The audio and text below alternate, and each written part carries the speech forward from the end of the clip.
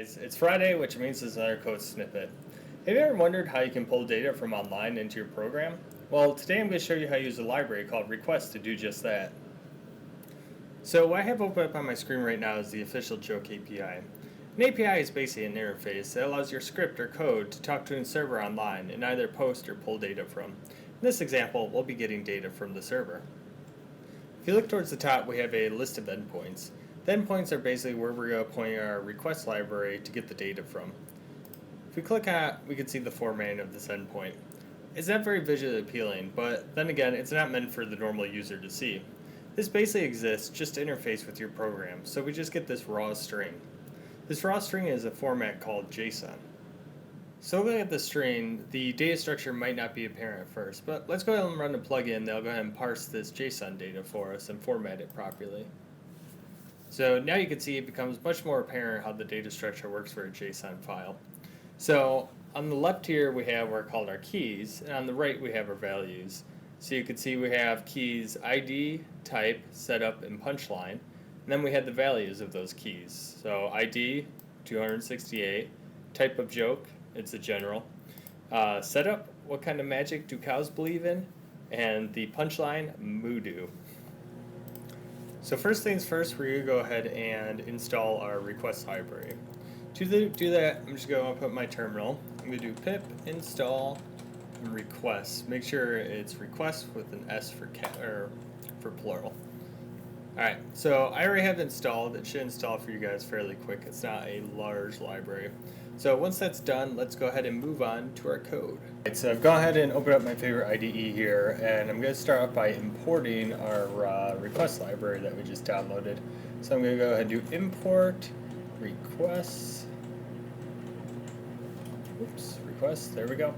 And then second library I'm going to pull in to support this is the JSON library. So I'm going to do import JSON.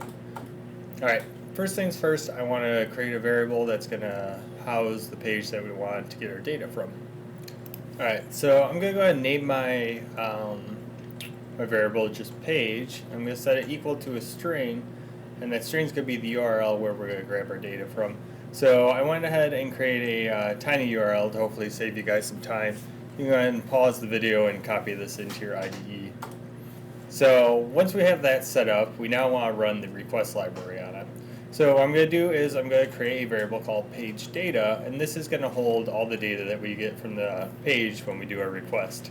So I'm going to do page data equals, and then I'm going to run request.get, because we're going to get the data from it. I'm going to pass in that page variable right there. Cool, so you should have page underscore data equals request.get, and then in parentheses page. Now lastly, we're getting that page data, but we need to convert it into a Python dictionary that's going to make it easy for us to parse. So what I'm going to do is I'm going to create a new variable. I'm going to call it page parsed, and I'm going to go ahead and set that equal to page underscore data dot JSON, and then open close parentheses. So what I'm doing here on line 4 is I'm going ahead and saying a variable that contains the page that we want to visit. On line 5, I'm now creating a variable that's going to go ahead and house the data that we get back when we run the request.get on that page. And then lastly, I'm creating a variable that's basically a cleanup of our JSON data that is now housing a Python dictionary. So let's go ahead and just do a print statement. And I'm going to go ahead and print out that parsed, or page parsed, and see what we get in return. Awesome. So what we're getting down there is it looks like it's just like the JSON that we saw in the window preview. But now we can actually parse this. So like I mentioned, we're going to use the key and the value. So in Python, there's a way that you can go ahead and call by key and get the value back. So I'm going to demonstrate that for you right now. So in the print page underscore parse, we're printing out that whole dictionary. But let's say I just want to print out the type of joke it is. So what I'm going to do is, in square brackets, I'm going to pass in the string, type.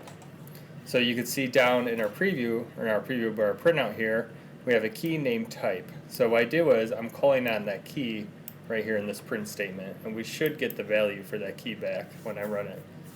There you go. So we got general. So instead of type, let's go ahead and get our setup back. So let's call on that setup key and run the code. There you go. So we got the setup for the joke. What do you give a sick lemon? So lastly, we want to print out our punchline. So to do that, we're simply going to basically use line 8 as a template. I'm going to do print page parsed, and then I'm going to call on that punchline, oops, square brackets, I'm going to call on that punchline key. So just punch line. There we go. Let's run it. So we should get our whole joke there. There we go. So we got to print out, what is the tallest building in the world? The library. It's got the most stories. That's pretty terrible. But anyways, you guys get it. If you want to go ahead and add in a delay in between your setup and your punchline, we can actually go ahead and import the time library. So to do that, I'm actually just going to import the sleep portion of it. So I'm going to do from time import sleep. And then in between my two print statements, I'm just going to say sleep, and then sleep takes the argument of seconds, so I'll do 2 seconds in between there, and then go ahead and run it. What is the tallest building in the world? The library. It's got the most stories. It's actually kind of funny because usually it gives you 2 random jokes in a row. I'm surprised I got the same one twice in a row. I'll run it one more time. There you go. What's 50 cents name in Zimbabwe? $200. So I hope that was a good introduction to APIs. Like I said, basically anything that you're building code-wise that's going to talk to a server and vice versa is going to use an API. The amount of APIs out there are pretty much endless. You can find anything from weather data, traffic data, ocean temperatures, sunlight, daytime, anything you want is basically available through an API. So I'll list some of the fun ones that I know of offhand, and Google some, explore what's out there, and see what you can create.